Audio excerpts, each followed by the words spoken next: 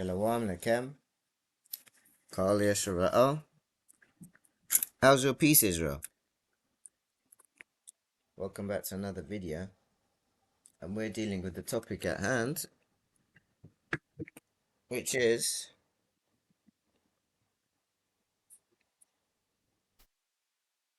Law and Moses. Okay? And we're going to pick up in the book of Exodus, chapter 20, verses 1 to 17. And it reads on this wise. And God spoke all these words: I am the Lord your God, who brought you out of Egypt, out of the land of slavery. You shall have no other gods before me. You shall not make for yourself an image in the form of anything in the heaven above, or the earth beneath, or in the waters below. You shall not bow down to them or worship them. For I, the Lord your God, am a jealous God, punishing the children for the sin of the parents to the third and fourth generation of those who hate me, but showing love to 1,000 generations of those who love me and keep my commandments. You shall not misuse the name of the Lord your God, for the Lord will not hold anyone guiltless who misuses his name. Remember the Sabbath day by keeping it holy. 6 days you shall labor and do all your work, but the seventh day is the Sabbath to the Lord your God. On it you shall not do any work, neither you nor your son or daughter, nor your male or female servant, nor your animals, nor any foreigner residing in your towns. For in 6 days the Lord made the heavens and the earth and the sea and all that is in them, but he rested on the seventh day.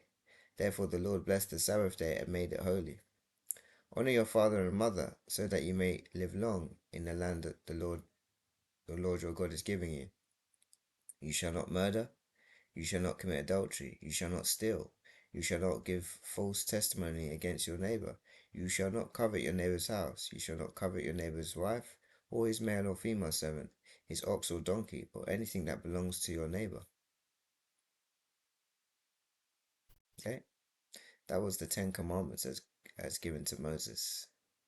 We're going to go to the book of Deuteronomy, chapter 6, verses 4 to 9. Chapter 6, verses 4 to verse 9. And it reads on this wise: Hear, O Israel, the Lord our God, the Lord is one. Love the Lord your God with all your heart, with all your soul, and with all your strength. These commandments that I give you today are to be on your hearts. Impress them on your children. Talk about them when you sit at home, when you walk along the road, when you lie down, and when you get up. Tie them as symbols on your hands and bind them on your foreheads.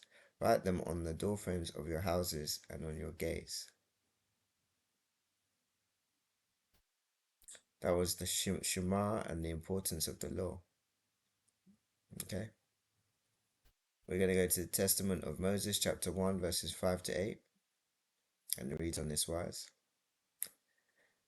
The prophecy that was made by Moses in the book of Deuteronomy, when he called unto him Joshua the son of Nun, a man approved of the Lord, who should be the minister of the people and of the tabernacle of the testimony with all its holy things, and should bring the people into the land that was given to their fathers. Okay, that was Moses' reflection on the importance of the law and its divine origins. We're going to go into the book of Jubilees, chapter 1, verse 5 to verse 9.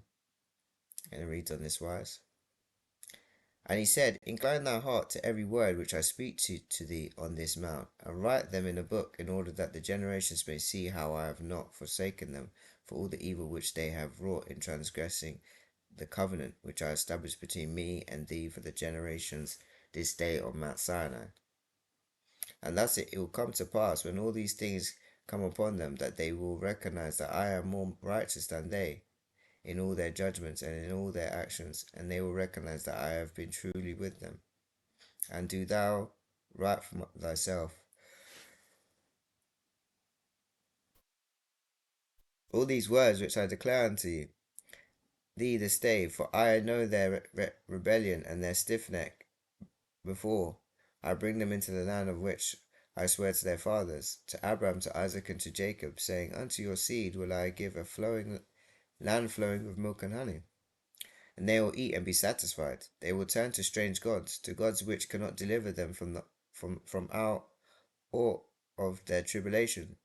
And this witness shall be heard for witness against them, for they will forget all my commandments, even all that I command them. And they will walk after the Gentiles, and after their uncleanness, and after their shame, and will serve their gods, and these will prove unto them an offence, and a tribulation, and an affliction, and a snare. And many will perish, and they will be taken captive, and will fall into the hands of the enemy, because they have forsaken my ordinances, and my commandments, and the festivals of my covenant, and my Sabbaths, and my holy place, which I have hallowed for myself in their midst, and my tabernacle, and my sanctuary, which I have hallowed for myself in the midst of the land, that I should set my name upon it, and that it should dwell there. And they will make to themselves high places and groves and graven images, and they will worship each his own graven image, so as to go astray, and they will sacrifice their children to demons and to all the works of the error of their hearts.